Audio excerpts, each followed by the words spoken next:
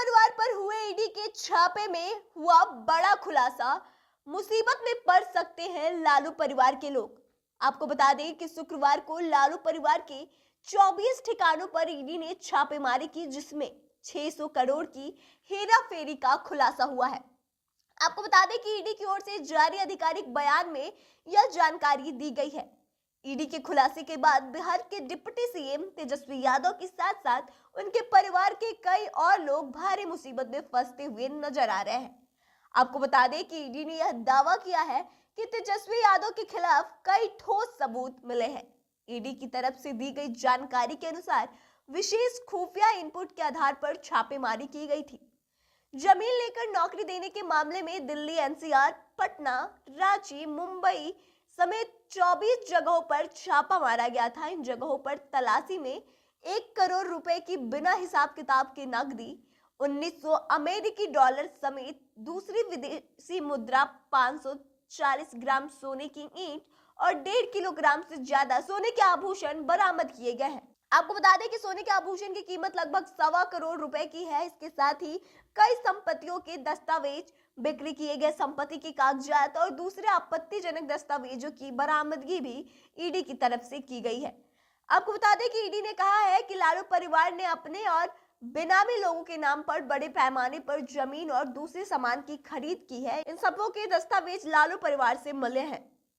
साथ ही ईडी ने कहा है कि छापेमारी में लगभग 600 करोड़ रुपए की आपराधिक आय का पता चला है, यानी कि 600 करोड़ की संपत्ति गलत तरीके से अर्जित की गई है। इनमें से 350 करोड़ रुपए की अचल संपत्ति मिली है। वहीं बेनामी लोगों के नाम पर 250 करोड़ रुपए की लेन देन की गई है।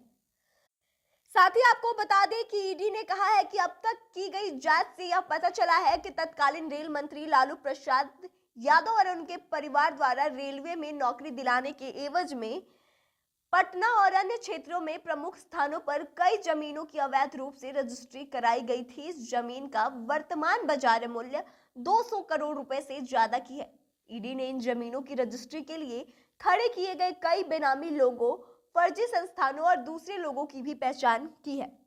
आपको बता दें कि ईडी ने कहा है कि उनके द्वारा की गई जांच में पता चला है कि दिल्ली में न्यू फ्रेंड्स कॉलोनी के D1088 नंबर का मकान Messrs AB exports private limited के नाम पर रजिस्टर्ड है। यह 4 मंजिला कोठी है जो कि तेजस्वी प्रसाद यादव और उनके परिवार के स्वामित्व वाली और नियंत्रित company AB exports private limited का है। 150 करोड़ के मूल्य वाली इस बंगले को तेजस्वी यादव और उनके परिवार को कागज पर मात्र 4 लाख रुपए के मूल्य पर बेच दिया गया है। साथ ही आपको बता दें कि ईडी ने कहा है कि इस संपत्ति को खरीदने में बड़ी मात्रा में नकदी अपराध की आय का उपयोग किया गया है। इसके लिए आभूषण क्षेत्र में काम करने वाली मुंबई की कुछ संस्थाओं का उपयोग किया गया है।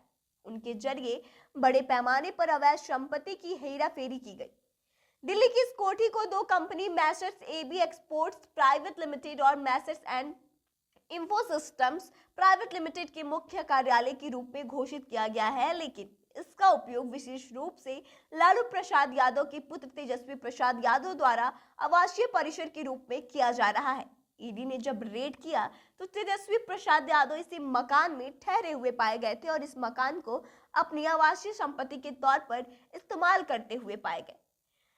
तो इस तरह से ईडी ने ट्वीट करते हुए इन सारी बातों की जानकारी दी है और इस तरह से अब साफ नजर आ रहा है कि लालू परिवार की मुश्किलें और बढ़ती हुई नजर आ रही है और लालू परिवार भारी मुसीबत में फंसने वाला है। अब ऐसे में देखने वाली बात यह हो गई है कि आने वाले समय में तेजस्वी यादव जेल जाएंगे या फिर इनको इसमें राहत मिलेगी। फिलहाल इस खबर में बस इतना ही। आगे की तमाम खबरों के लिए देखते रहें द इंडिया टॉप। धन्यवाद।